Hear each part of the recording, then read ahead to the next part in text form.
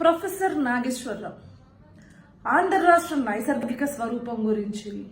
లేకపోతే ఆంధ్ర రాష్ట్రంలో ఉన్న మౌలిక సదుపాయాల గురించి, ఆంధ్ర రాష్ట్రంలో ఉన్న పేదరికం గురించి, లేదు అంటే ఆంధ్ర రాష్ట్రంలో ఉన్న రాజకీయాల గురించి పెద్ద తెలిసిన వాడిలాగా, ఇతను ఒక్కడే అవగాహన ఉన్న వాడిలాగా, ఇతను ఒక్కడికే అనాలిసిస్ చేయడం వచ్చిన వాడిలాగా, నోటికి ఏది పడితే అది ఏకపక్షంగా మాట్లాడుతూ ఎప్పుడూ కూడా న్యూట్రల్ ముసుగులో ఉండి ఒక పార్టీకి కొమ్ము కాసే వ్యక్తి. ఈ వ్యక్తిని ఎదురు తిరిగి నువ్వు చేస్తున్న విశ్లేషణ తప్పు, నీ విశ్లేషణ మొత్తంలో ఏకపక్షంగా ఉంది, ఒక పార్టీకి నువ్వు కొమ్ము కాస్తున్నట్లు ఉంది తప్పించి నీ విశ్లేషణలో సరైన నిజాలు లేవు అని చెప్పేసి గనక ఎవరైనా వేలెత్తి చూపిస్తే ఈరోజు వారిపైన కేసులు పెట్టే పరిస్థితి. నేను మాజీ ఎమ్మెల్సీని కదా అని చెప్పేసి ఆ ఒక్క అధికారాన్ని ఉపయోగించుకుని ఏ స్థాయిలో అయినా నన్ను ప్రశ్నిస్తే, నన్ను విశ్లేషిస్తే, నేను ఎవరినైనా విశ్లేషించవచ్చు కానీ నన్ను విశ్లేషిస్తే మాత్రం నేను కేసులు పెడతాను అని ఒక భావ దారిద్ర్యంతో బ్రతుకుతున్న వ్యక్తి ఎవరైనా ఉన్నారు అంటే అది కేవలం ప్రొఫెసర్ నాగేశ్వరరావు. ఏం తెలిసి ప్రొఫెసర్ నాగేశ్వరరావుకి ఎప్పుడు కూడా ఆంధ్ర రాష్ట్రంలో జరిగే అరాచకాల గురించి మాట్లాడు,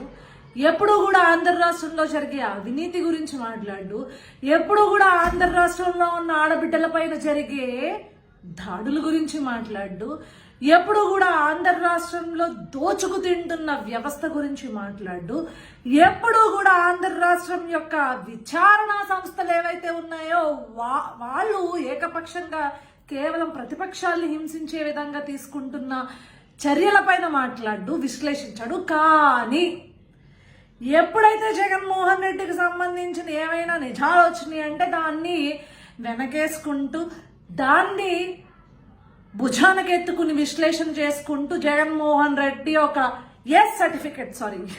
you certificate boy, clean chit boy అని చెప్పేసి ఎప్పుడు కూడా తన విశ్లేషణ అందిస్తాడు. ఇలాంటి సూడో జర్నలిస్టులను లేకపోతే